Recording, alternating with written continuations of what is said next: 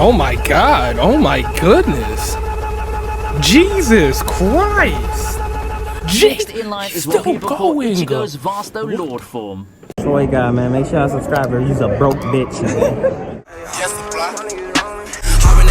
So rolling, ayy, bitch, you ain't gang, don't even know him. For the 808 sitting, I'm finna go in. How to run the bell, like where you going? Hopping the whip, we get so rolling. Ayy, bitch, you ain't gang, don't even know him. For the 808 sitting, I'm finna go in. How to run the bell, like where you going? What's going on YouTube? It's me the G0D. It's your boy Trey God, and welcome back to the channel. And today we're reacting to the top 10 most iconic anime awakenings by ViniiTube himself. I ain't gonna say much, you know what I mean? Let's just get straight into the video, you know what I mean? Let's get straight into it. Nothing to say, no jokes, no nothing, man. I'm just ready, you know what I mean? Let's get it. Hold on, let's get this shit, let's get this shit, let's get this shit, let's top of the morning, top of the morning, top of the morning.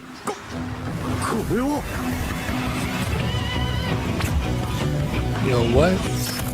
It's always a joy to watch an anime protagonist unleash a key ability for the first time. The impact of the scenes and how these abilities change the name of the game are just unbelievable. I'd like to share some of my favorites for today's list. But hey, before we begin, I'd like to give a quick shout out to the sponsors of this video. Get your bag, I respect it, bro. I respect it. Works. Make awakening scenes in anime. We start out with a moment from Fate Unlimited Blade Works, Shirou's projection.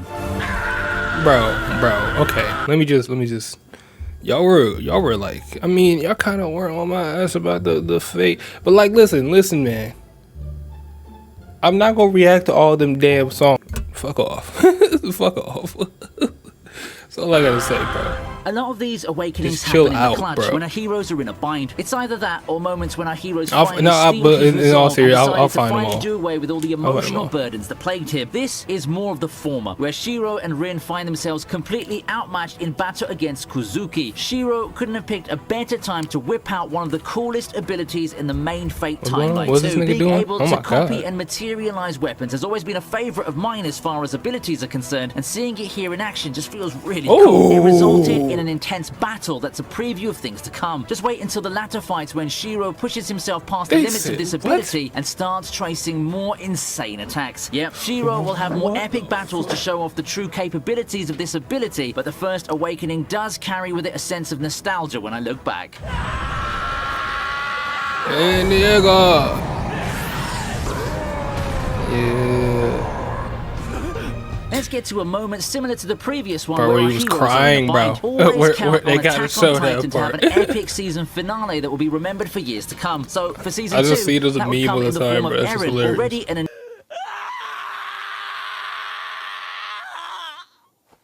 enigma full of surprises, releasing a new power. On a more humorous note though, he also indirectly blocked Megasa's advances before doing it. Yes, the shippers never had a chance. Well, this ability is truly what an awakening in anime should be. A complete game changer that pretty much rewrites the tempo and the rules of the world that we, as the audience, have grown accustomed to. Who knew that Eren, out of all the characters, would have access to such an amazing power? It's also a preview for things to come, and those who have watched the latest episodes of Attack on Titan or finished reading the manga can attest to that.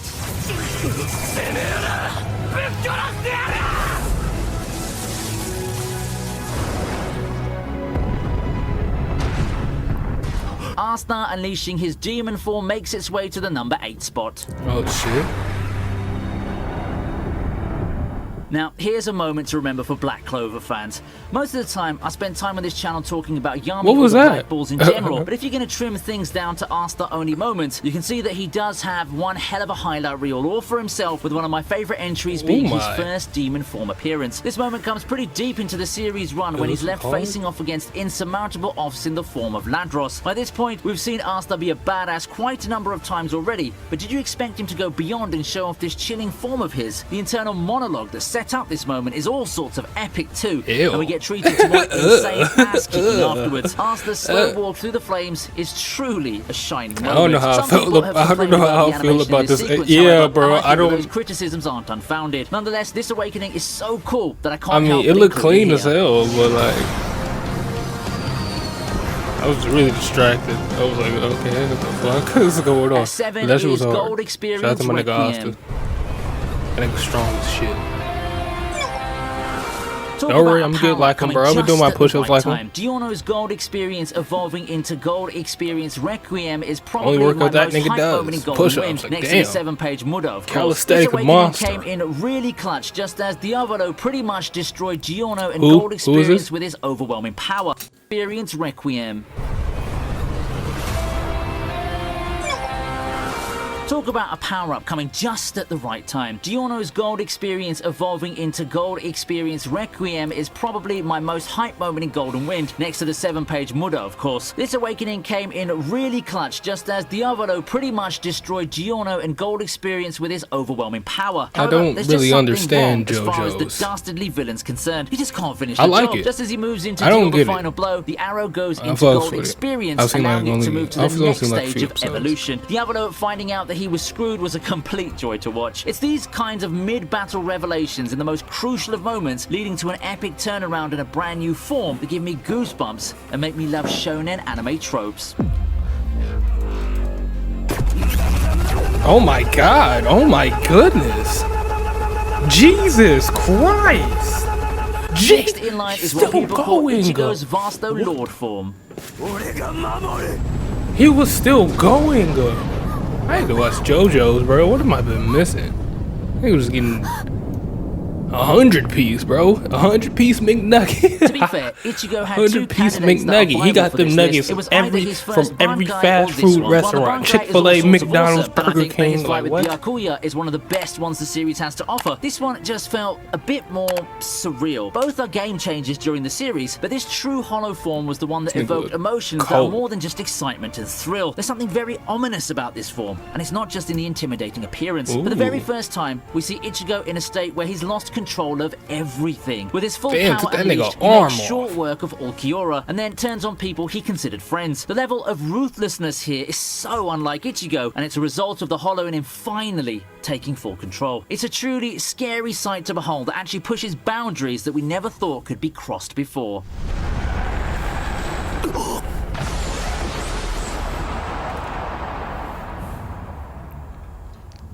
Next in line is Naruto's transformation against pain.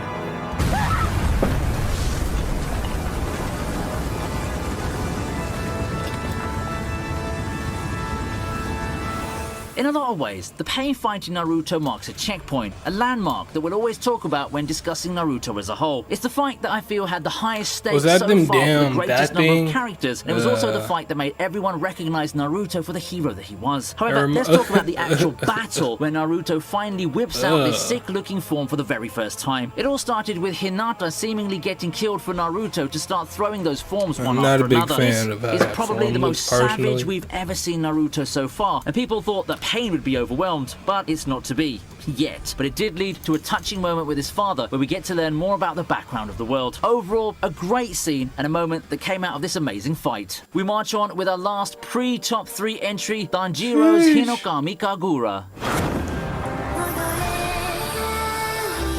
Ah, the moment that broke the internet. I remember it like it was just yesterday, and I think that you'd agree that this really does belong on this list. Demon Slayer has had its share of deserving moments, Zenitsu's badass scene in the same arc included, but none had the amount of cultural impact as this one did. One can easily pass this off as animation. I literally just bought a Zenitsu kimono, bro. People wouldn't stop talking that about shit's gonna be on its way in like However, 5 fucking days. An underrated part of this I'm wearing it during the is video. The music. I think the music and animation come together to present a scene to be as epic as possible, and here you can see exactly that in play. It couldn't have been placed better too. It ends the episode capping off what was the toughest boss fight our heroes had to deal with so far. It left the audiences in a complete high, and the next day Demon Slayer was the talk of the town. Probably one of the most successful awakening scenes. Everyone had fucking shirts and kimonos and backpacks and everything, bro. When that happened, it took off. Selling shirts, we look at Luffy's selling Conquerors Haki. fucking dildos, fucking everything, bro. Demon Slayer, everything.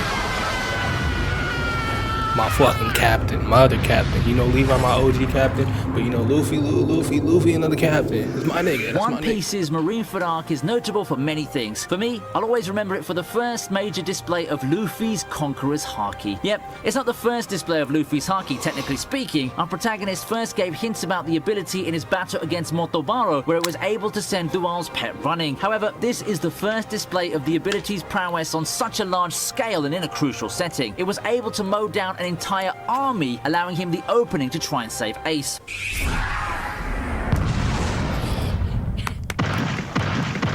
Can he stretch his meat too?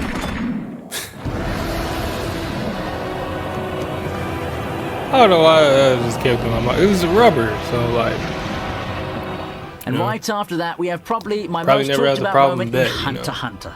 Hey, I can't help it. It's truly one of the most goosebump-inducing moments in the 2011 series. Gon's battle against Bito is undoubtedly my favorite among all of them, and it gave the world its first glimpse of adult Gon. I know I often put emphasis on Gon discarding his emotions in the eye-widening black and white scene, so it can't be helped that adult Gon himself has gotten a bit overlooked. However, for today, how about we take a look at how awesome adult Gon looked? It's the peak potential of his nen and physical abilities manifested. It's both a scary and awe-inspiring form. God, it just one of the looks best Hunter x Hunter had to offer. So he's just so built. He's so built. Jesus Christ! Did you see his? Did you see his fucking quad veins?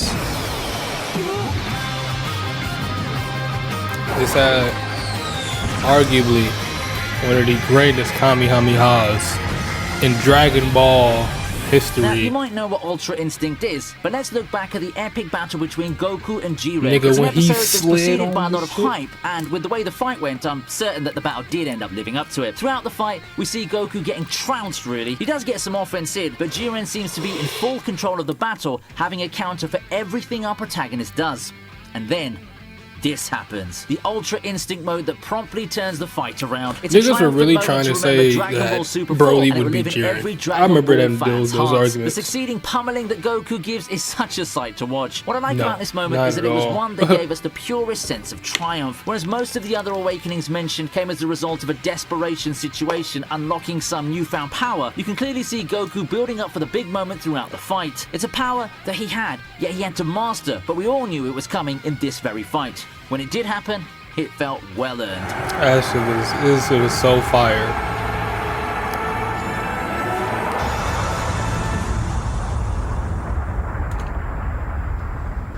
And that wraps up the list. Single-handedly made Dragon Ball Super. That's insane. And I wonder whether you agree with these picks or not. If you had a great time watching this video, please let me know in the comment section, and do check out. Hey man, shout out to ViniiTube, man. Shout out to ViniiTube.